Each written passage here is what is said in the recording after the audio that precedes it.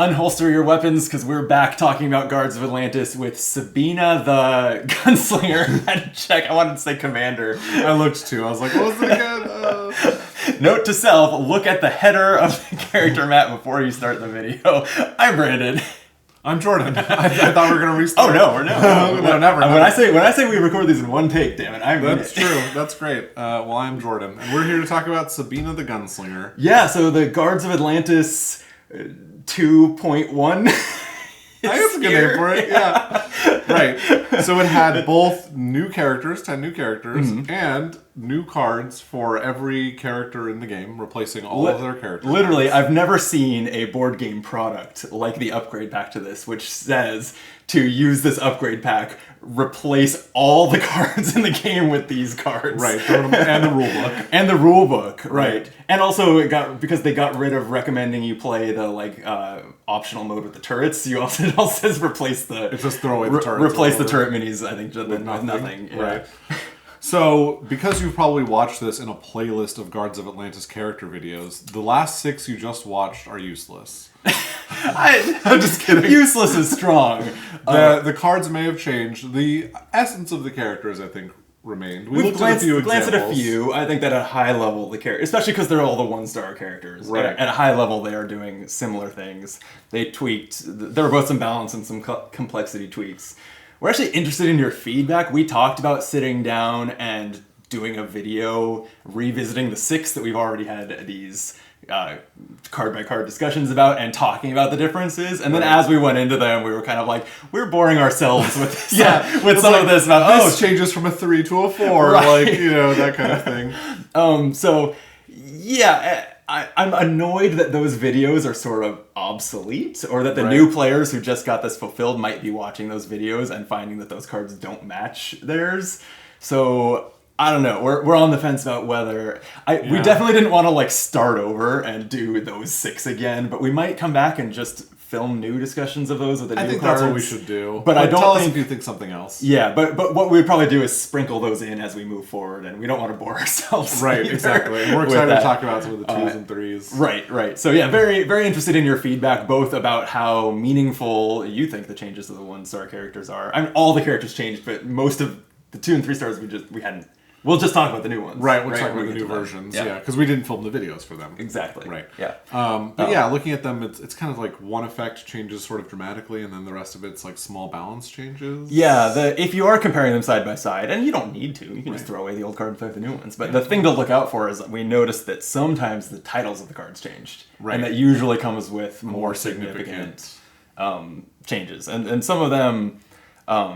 some of them were just because I think they wanted to... I don't know if that was supposed to be an indicator that there were significant changes, or if it was just that, well, we changed it enough that the flavor match needed a tweak or something like that, right? I wouldn't be surprised if there were significant changes on cards without name changes and vice versa. Right. But I guess what I would say is if you're going to go back and watch those videos and we haven't put out new ones yet, have the new cards in front of you to compare with.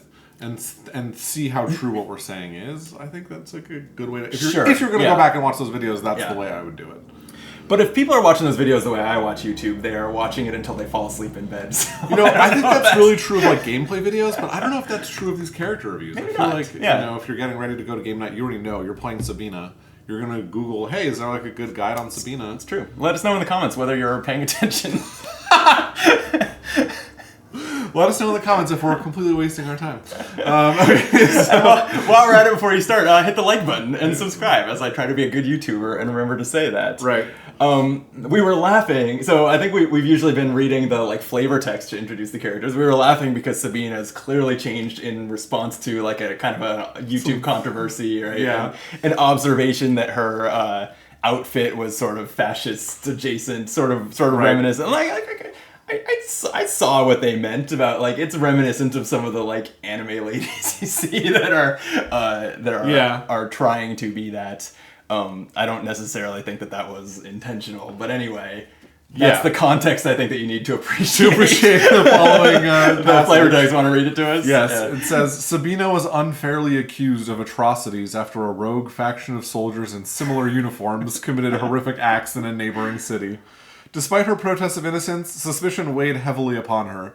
Feeling betrayed by those she once considered comrades, she now leads a band of minions into battle. So that's clearly a call out to that controversy.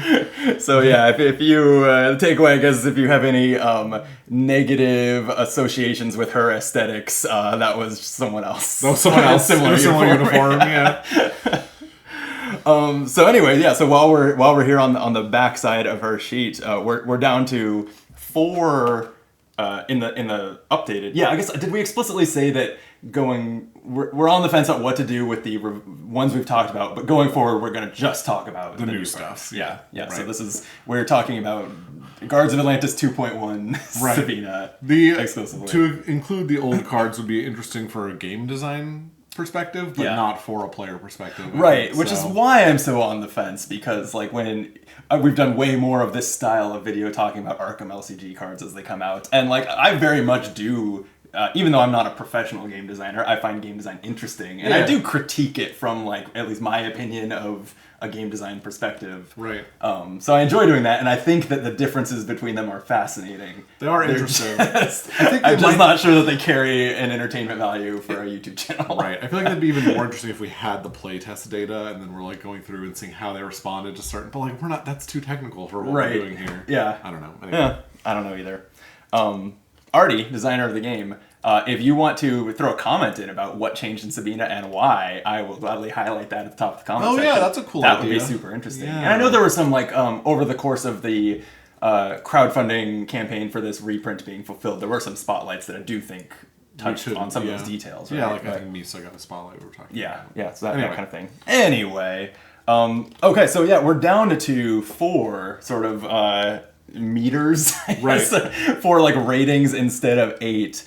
And Sabina is very high on attack, kind of mid-high on initiative and movement, and low defense. We should say though that Sabina is high on attack, but this bar has 2 colors on it. Yeah. And so her start, what I understand is the starting attack is just a very 1 low out of 10 or 8 or whatever. And then this large white bar indicates that she can grow in that stat significantly over the course of the game. Oh, okay. I actually looked in the rulebook to see if it talked about, like, what does it mean that some of the pips on these bars are a different color, a different shade. And I don't think I saw it in there. Yeah, but that's my best guess. That's the best guess, right. Yeah. So, and I was looking through these, and there are, I think, 3 options to take attack upgrades. Oh, okay. Which is significant. Because I was going to say that high rating on attack seems to kind of conflict with her sort of role keywords on here, which are tactician and pusher, because neither of those deal with high attack value, like attacking other heroes. Not best for killing heroes. Yeah. So tactician, we said, is moving other pieces around the board. So pulling, pushing, it's that kind controlling of the battlefield. Right. Potentially pushing the enemy heroes around or something to throw off their moves. Right. That type of thing. And pusher is good at the minion battle, like working. Right. Whether you're killing extra minions or protecting your own minions or respawning them, you're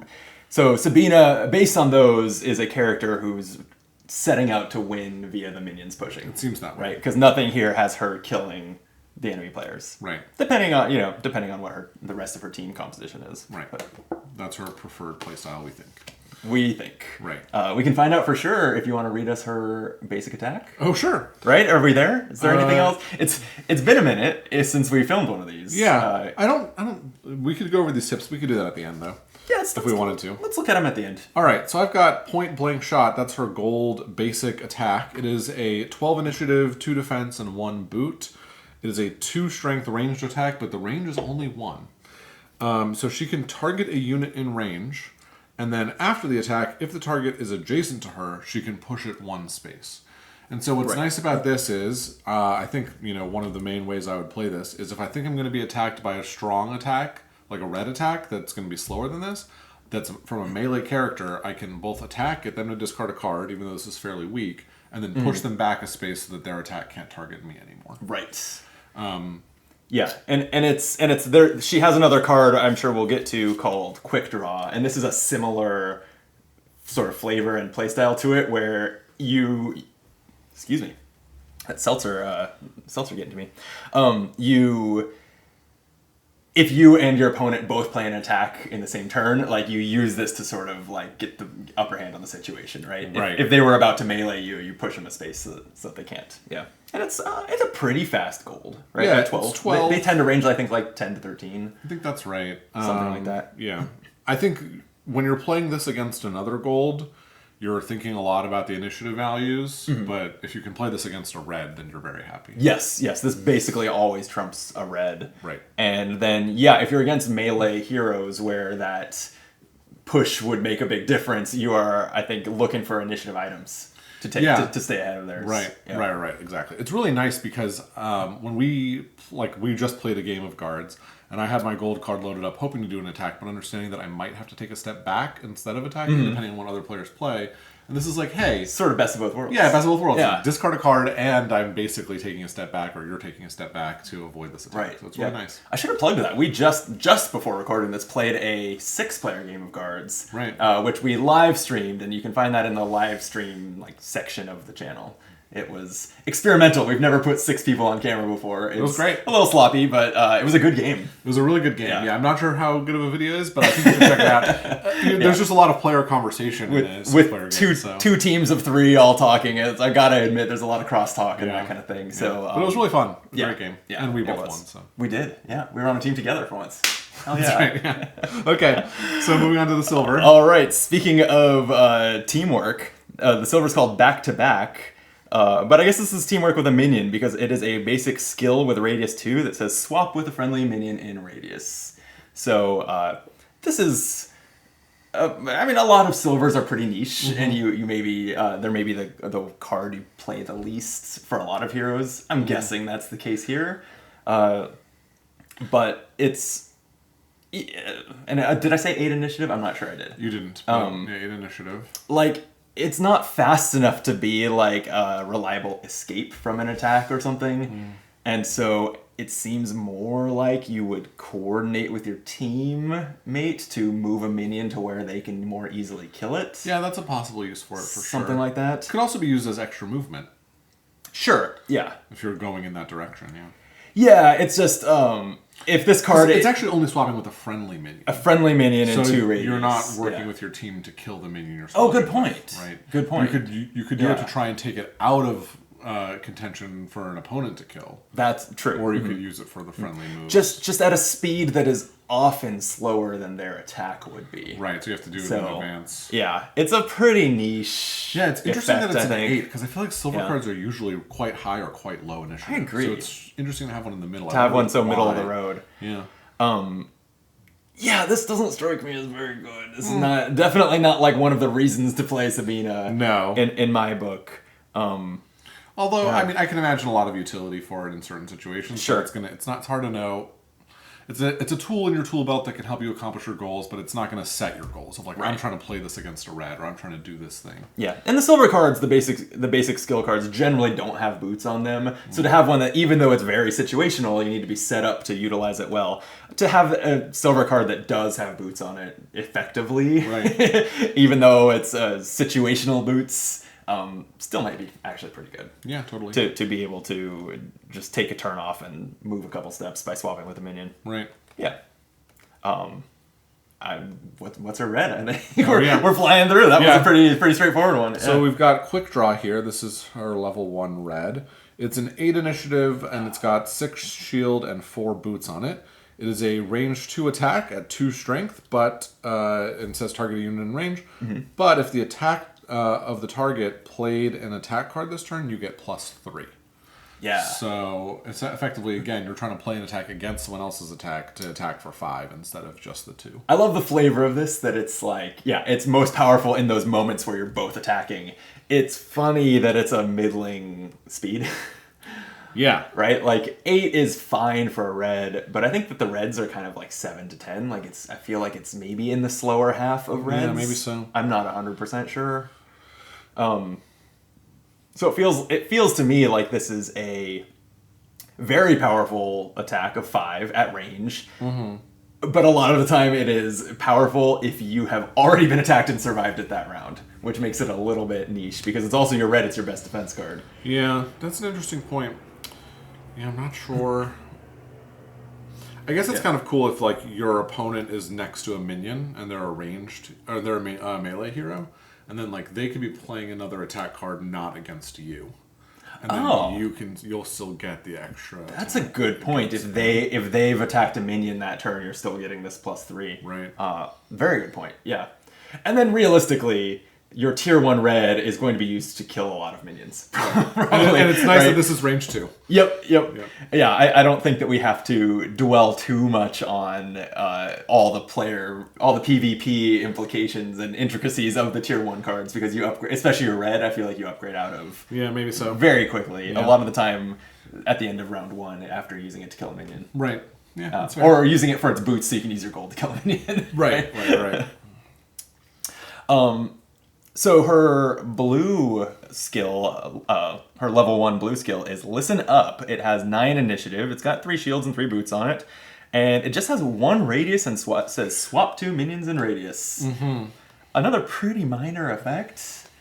It can help bring in, like, it could be completely clutch to bring in a minion that bolsters your defense instead of one that reduces your defense if you're getting attacked. They're both going to end up adjacent to you, right? So, like, maybe they can help your attack, but they can't really help your radius defense. 1. You're right; they are both adjacent to you. Weird. Until you you're never going to still have this card while you're upgrading your. You're right, radius, still, right? Because that's. I wouldn't be surprised if the level 2 of that is just 2 radius or something, and then definitely could be. Yeah, we'll find out. It definitely seems like this is something that you've got to coordinate with your team to set up a minion kill or something. Yeah, like, maybe so. Because you're right.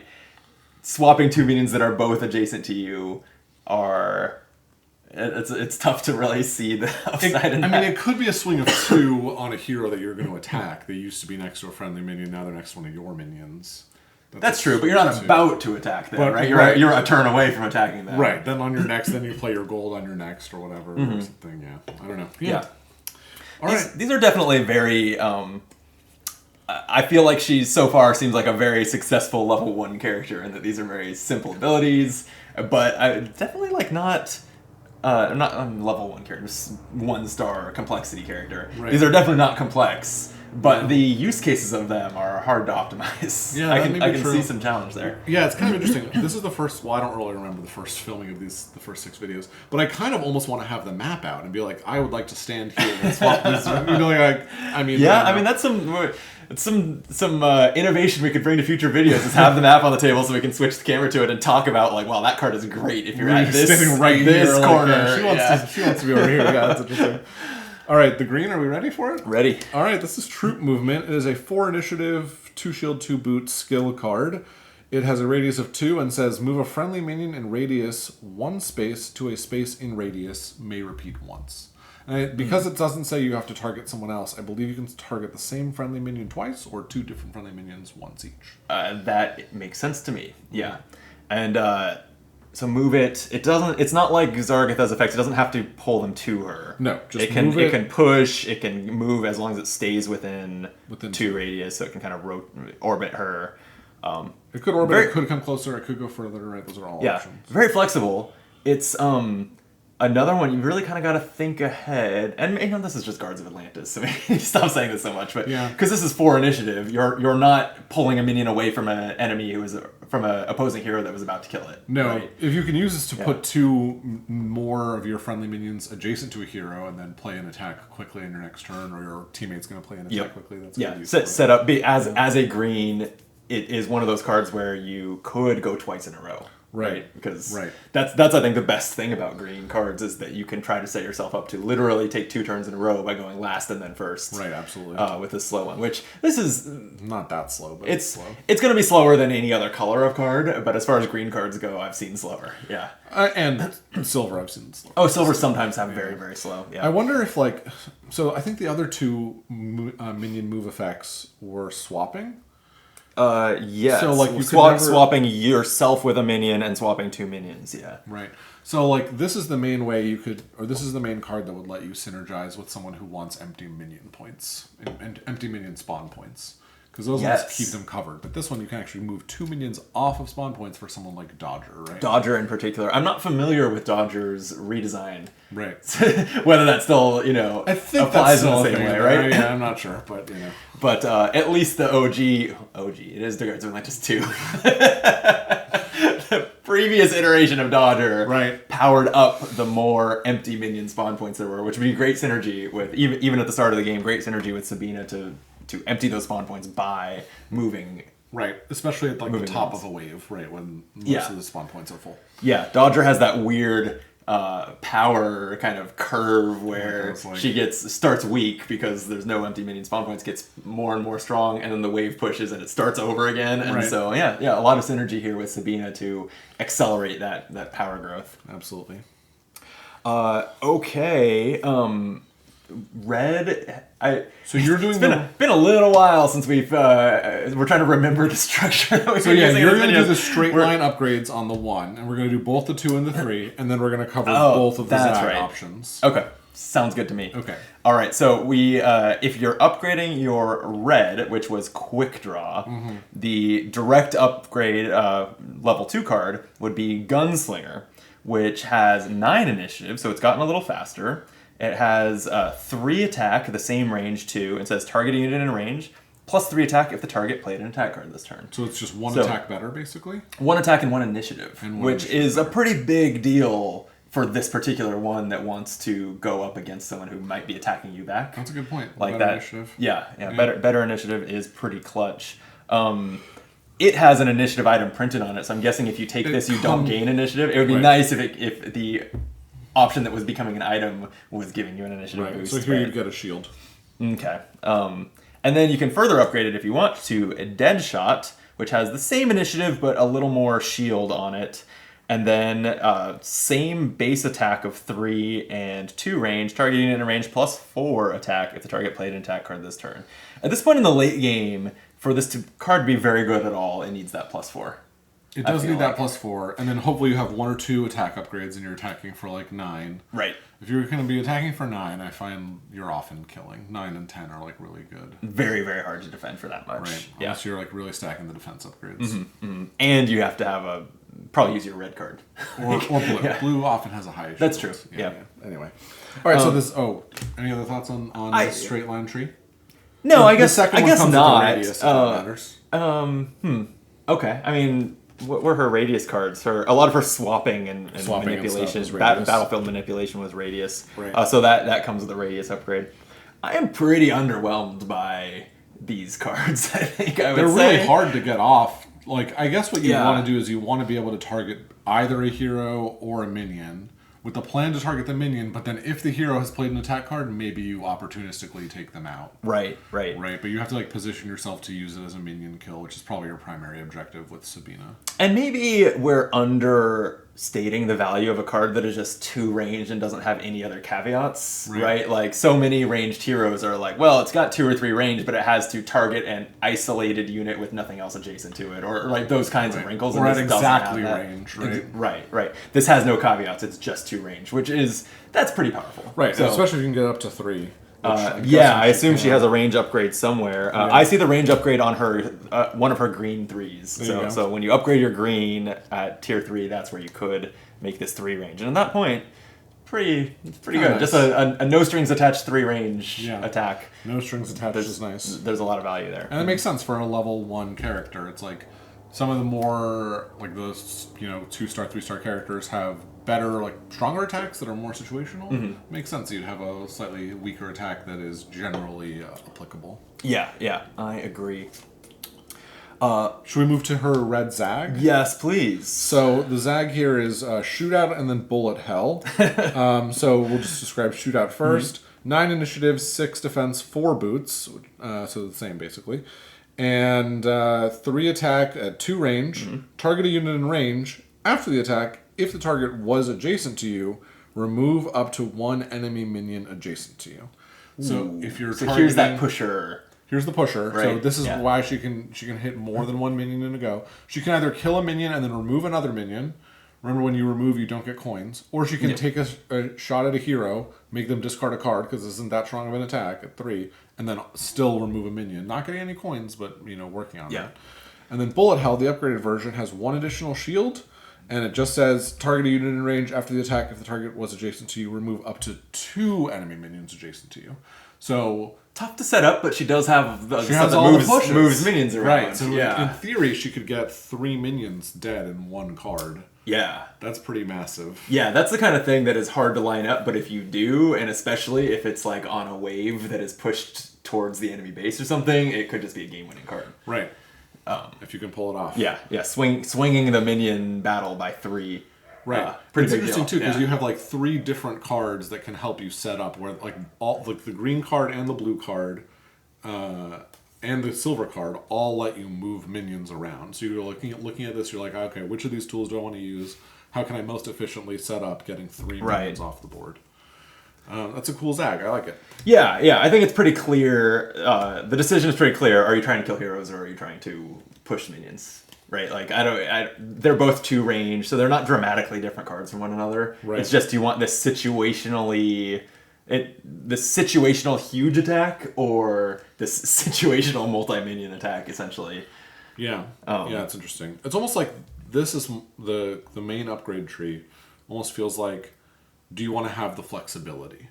Right. To pursue either goal, because it's still probably fine for killing minions. And then this is are you okay losing that flexibility to push the minions? A really strong minion. Yeah, I think it's like, not, I was gonna say 10 times out of 10. 9 times out of 10, it is the wrong choice to take Shootout and Bullet Hell if it's not your strategy to win via minion push. I agree. Right? There's kind of it doesn't really have any other upsides. It's all downside compared to. Yeah. I wonder what are the upgrades on these?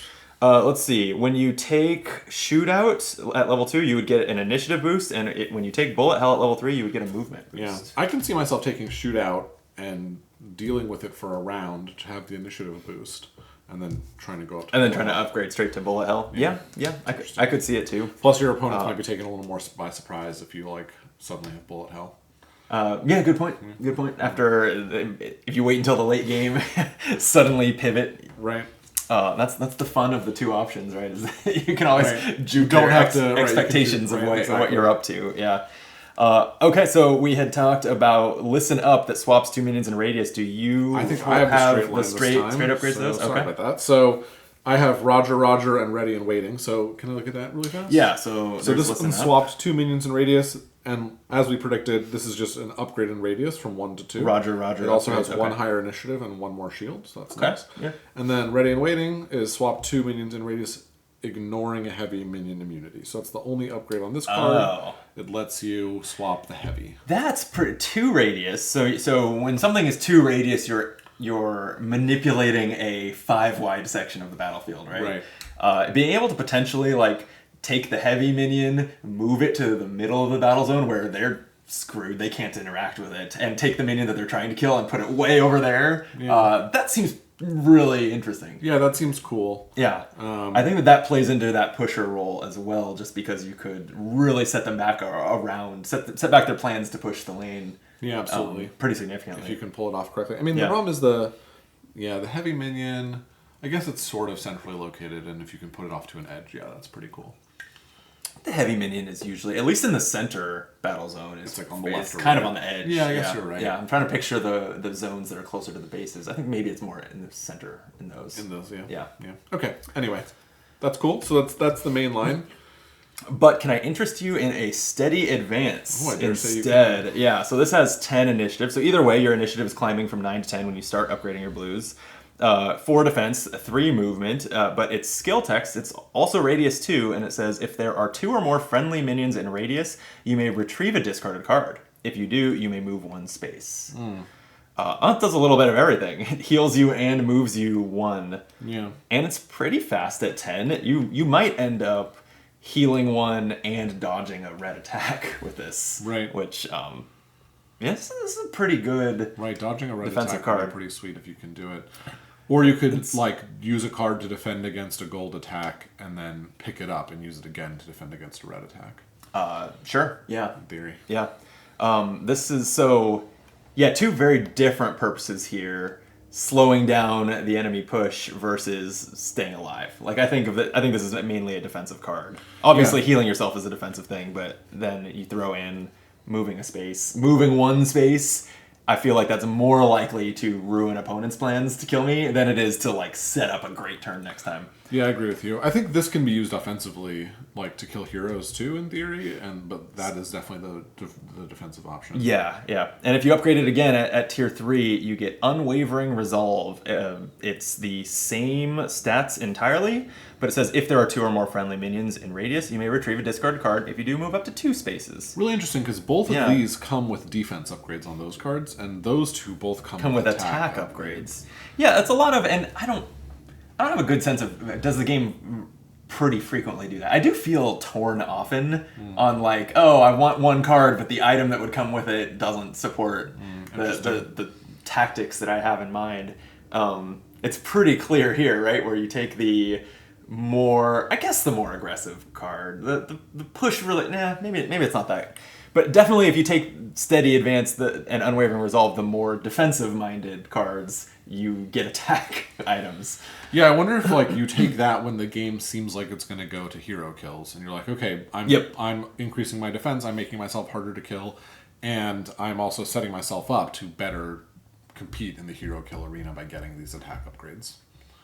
Right? Yeah. Right. In theory. Right. And that then makes if you're sense. taking these, it's like, I want to win by minions, so I'll upgrade my defense so that you are less likely to win hero kills so that I can win on minions. Yeah, and I think we've probably said this in a lot of the videos so far, which have all been 1-star characters, and I'm guessing that this is more consistently true with 1-star complexity, but I generally see 2 really clear upgrade paths where like kind of all one suite of upgrades clearly kind of goes together and the other one also clearly goes together. And yeah, I think you're exactly right. I think that this the self-healing and movement card goes with the quick draw line that wants to kill heroes. Right. Because those both deal with the victory condition of your team's hearts, your lives, versus the other 2, either removing additional minions or moving minions around to make it harder for opponents to kill them. Those all deal with the other victory condition. So seems like clear. I'm trying to decide, like, I wonder if it's not that clear cut. Like, I'm not sure that it has to be that way, but I think that those are both viable upgrade paths.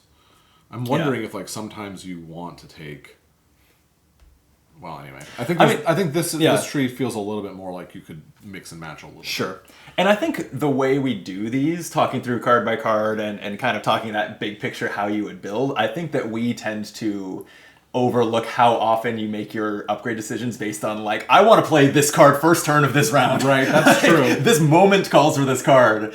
And so it's like, that's hard to talk about in the abstract, right. like we're doing here. Right. But I do think that even if there's 2 kind of clear build lines, a given situation at the moment that it is time to level up might push you to take a specific card that deviates from that.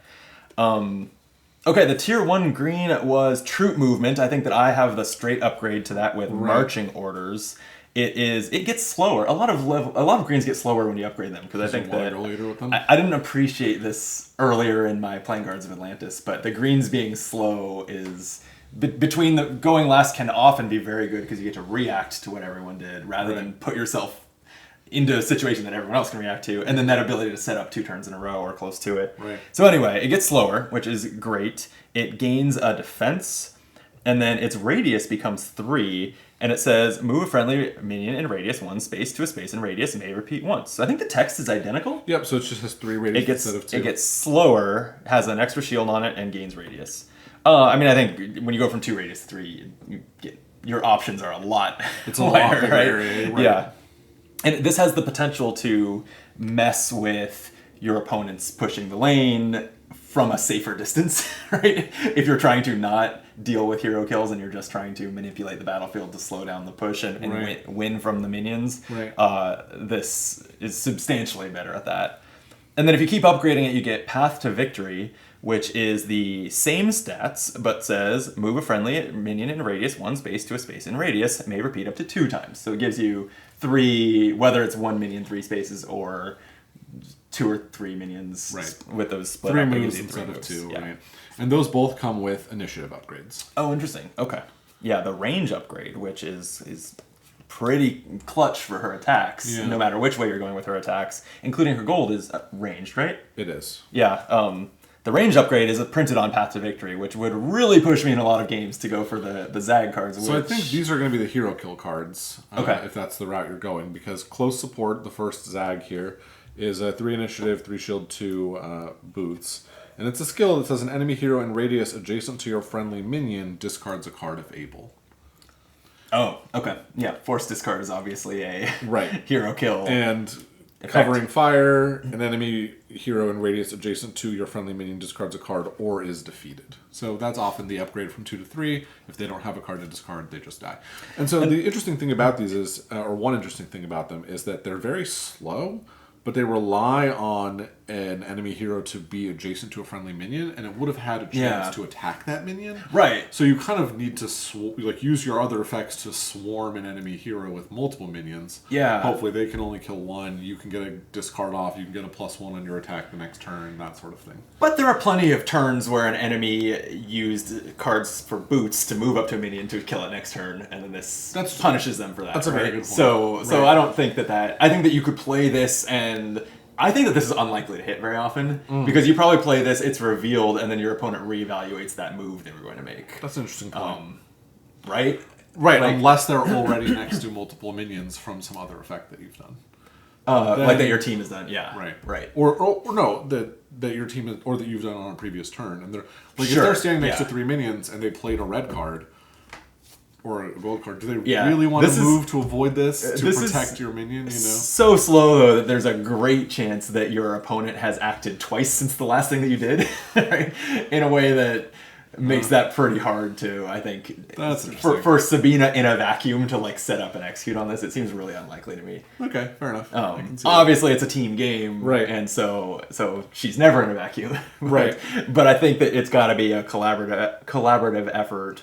Or I think that this is almost all of her cards that kind of have that tactician controlling the battlefield thing have been about controlling the minions, and I think that this is, even though it's not what the text says at all, I think it's about controlling the player's movement.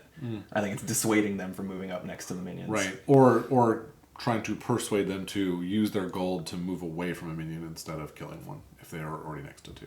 True. Yeah. That's a good point. Right. And then they just have to evaluate whether they're happy to discard a card or not. Right. And if they do, you just quick draw them next turn and kill them. And if you go this route, you do get the extra range, which makes you a little more lethal. Yes. All around, though. That seems good no matter what. So I feel like I'm going to end up with this a lot. I think so. I think the range upgrade is so good that you would have to really... I think that if you want the minion movement to green, you like upgrade to tier 3 except you wouldn't. I don't think you even want to delay upgrading to tier 3 because again, you want the range. You want the range as fast as you can get it. Yeah, with 2 ranged attacks that are not, again, like I was just playing Silver Arrow in our game today, so I specifically avoided the range upgrade item because I didn't want her like range 3 cards that you have to attack at exactly 3 maximum range to become 4. That felt harder to arrange to line up. Right. But here that's not the case. Yeah. It's all upside. Yeah. It would be very, very hard to take Path to Victory and give up that range upgrade item. Yeah. But speaking of range upgrades, she has an ultimate. And she does, that's right. Yeah. Let us know in the comments if you've ever gotten Sabina's ultimate. There you go. Unlikely. I've still never played the game with an ultimate. Right. Yeah, we were talking about this. I think after the stream. I don't think it was on camera. But what a strange design it is to have these ultimate cards that almost never hit the table. And I think we've said that on these videos before. Yeah. But I'm like doubling down on my sort of like, just my finding that strange that they redesigned and rebalanced the game and nothing changed in that regard. Yeah. I wonder if like better players are, because they're more evenly balanced, end up with higher XP levels when the games end, and so they're more likely to have an ultimate out. I don't know. Maybe, but I wouldn't claim to be a great player, but I've seen myself getting substantially better as I've gone from having played 5 games of Guards of Atlantis to 20, or however many I've played at this point. I've seen you getting substantially better too. Thank you. I wish I could say the same about you. Oh yeah, that would have been nice. And I don't feel like that's happening.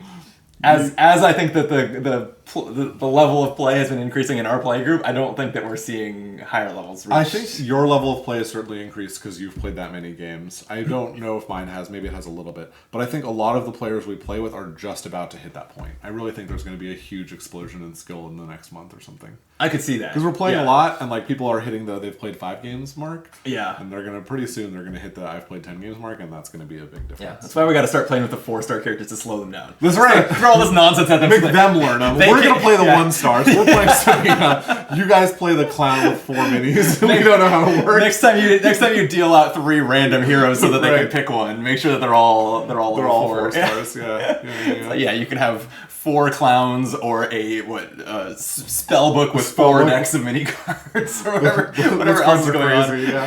Ignatia was modified to now be considered tier 4, and I don't know how much redesign there was, but she's the one that her cards do 2 completely different things depending on what side the coin is on. Yeah, I always found that is always my go-to to like tell a new player, like, the reason that I'm giving you 1-star characters is because the high ones do shit like that. Right, that's you don't want to deal with that. Although now the four heroes might be my go-to. Like, you could have 4 guys on the board. That seems so hard to manage. I don't know what it looks like. Like, are you vulnerable at all 4 of those points? Like, I don't know either. Yeah. I guess we'll see. Yeah. If it's like, it seems like a clear. I can't remember the name of that character.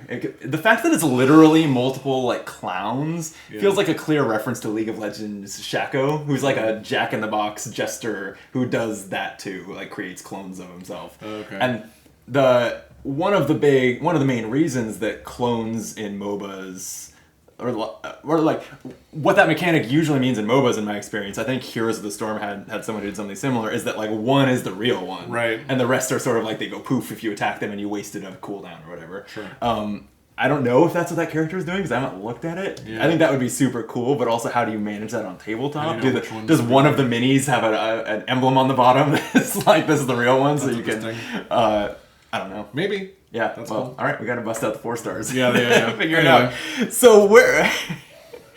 5 minutes ago, I was about to read That's right, I'm sorry, go ahead. No, I'm the one who went on the first tangent, so... Anyway, +1 range. If you somehow get to level 8, you get Sabina's Big Sodding Gun, which is a great name.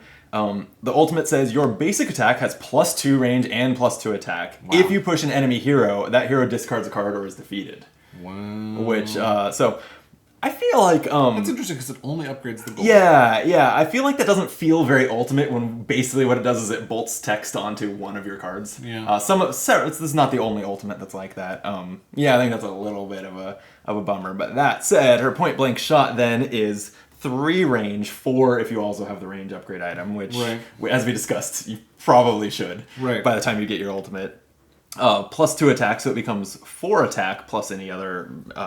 items and stuff you've got. But the real benefit here is that, like, you still want to be adjacent because you have to discard a card for the attack and then discard another card. Yeah, well, it makes it a very flexible card. Once it has 4 range, that's good for obvious reasons. You can hit them from across the battle zone, and you're only attacking for... Well, you're attacking for 4 in that case, huh? Right. You're attacking for 4, which... probably they can defend against if they have 2 defense items or whatever by that point. Maybe use the range if the range benefit is if you're trying to go for minions, so you have more flexibility on who to hit. That's a good point. The extra discard is a good effect for if you're doing hero. But I think even just having your gold and it acts at 12 plus your initiative boosts speed, like it's fast.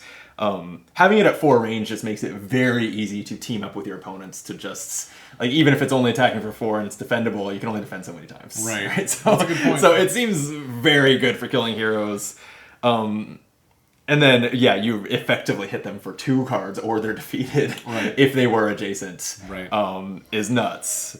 Yeah, that's an auto kill on, the 4th card with, like, turn 4 without them having been attacked before. Yep. It's pretty wild. So I think it seems very powerful. It definitely, if you got this ultimate, would make you a lot more likely to close out the game with a hero kill or something and end it, which I think ultimates should do. Is if they show up, they should be like real win condition kind of power spike. Sure, right? Yeah, totally. This seems like, I would say from like a design critique perspective, I find it like a little disappointing that it is just a stat boost to 1 card. That's fair. Yeah.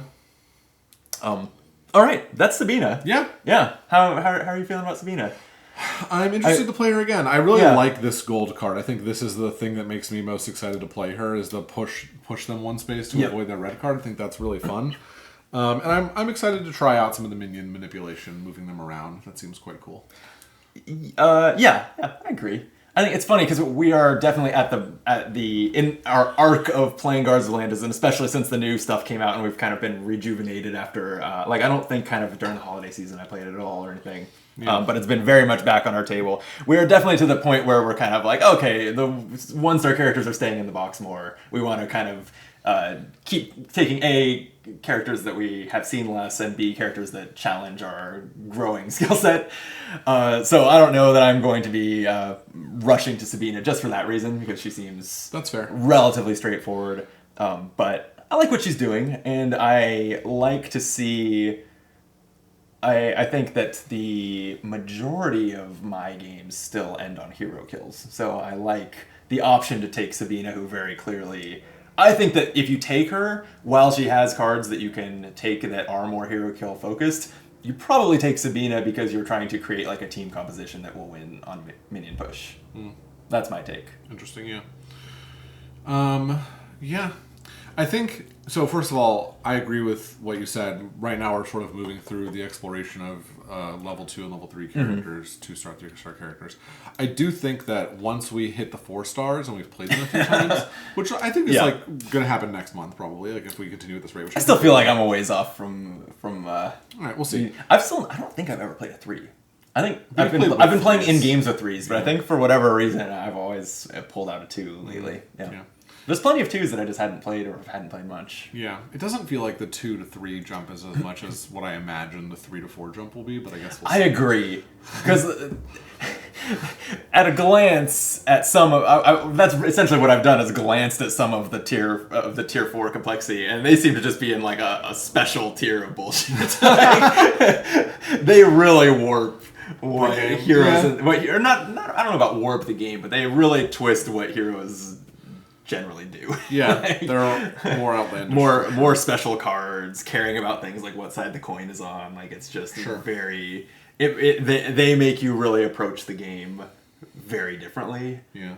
In a way that I'll be curious to see as we do... Because even though I'm less confident than you that I'll be rocking tier 4 characters all the time next month, I'm looking forward to it, to getting them out and seeing them. I wonder if the game is any good if everyone's playing 4s. I think it's still going to be great. I think it's still going to be fun and you think so? And maybe I feel like there's just going to be... well, that's what I'm saying, is I think in a even a 2v2 game where if we were to sit down and be like, let's do it, let's play the 4s, I think it would be so much chaotic random bullshit that it would not actually be a very good game of Cards of Atlantis. Maybe the first time. I don't know. That's what I wonder, is if it's just the first time or just kind of always, just because...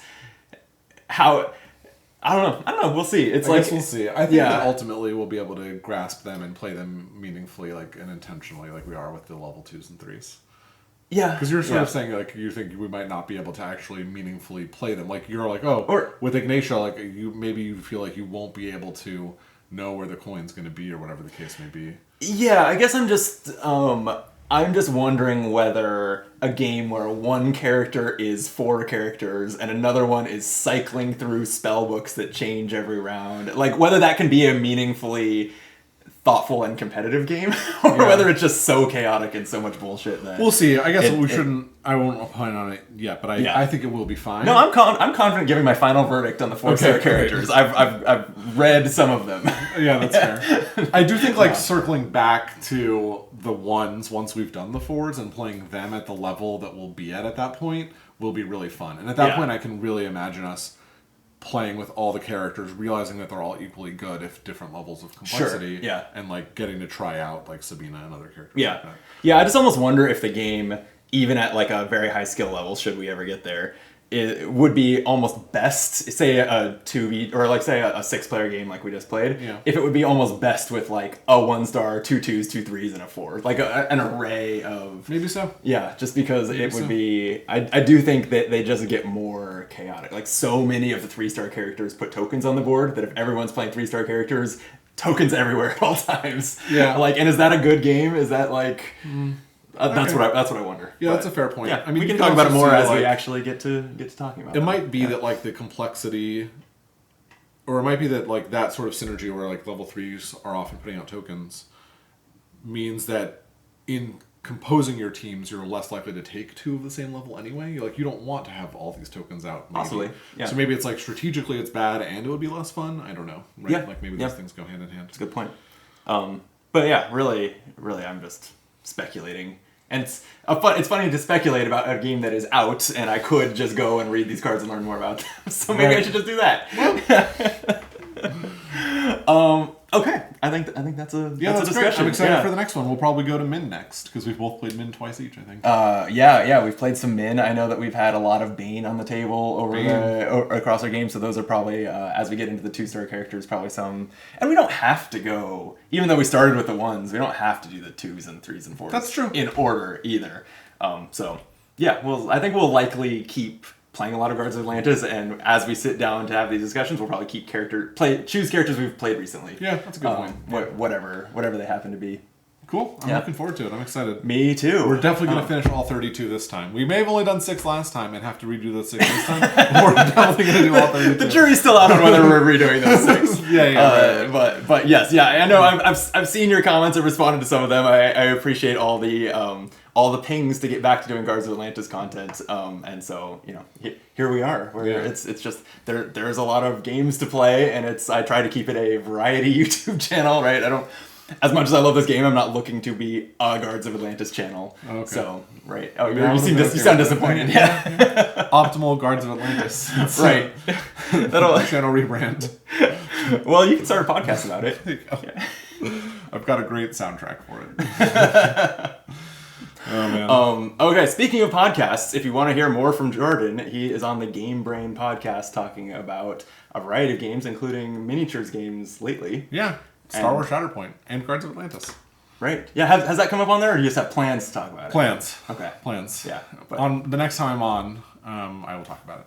All right. So, yeah, check out more of Jordan's thoughts on Guards of Atlantis. And you've played it with some of the other co-hosts at least have played it. Yeah, I think most of them have played once, and then a few of them have played twice or 3 times. Okay. So it'll be that, like, you're the know-it-all. Well, yeah, I probably won't do a review with them. Of it, where it's like a really in-depth discussion. I'll just talk about my recent plays. Oh, okay. That's my guess. All right. Well, yeah, tune in for that wherever you get your podcasts on the Game Brain podcast. And I'll be here at this table on this channel. So subscribe, like the video, and be a good YouTuber and say that one more time. And then join us for more Guards of Atlantis and, like I said, some non-Guards of Atlantis stuff if that's your jam too. Yeah. Yeah, or just more Guards of Atlantis. There will be plenty of both. All right. And until then, be optimal.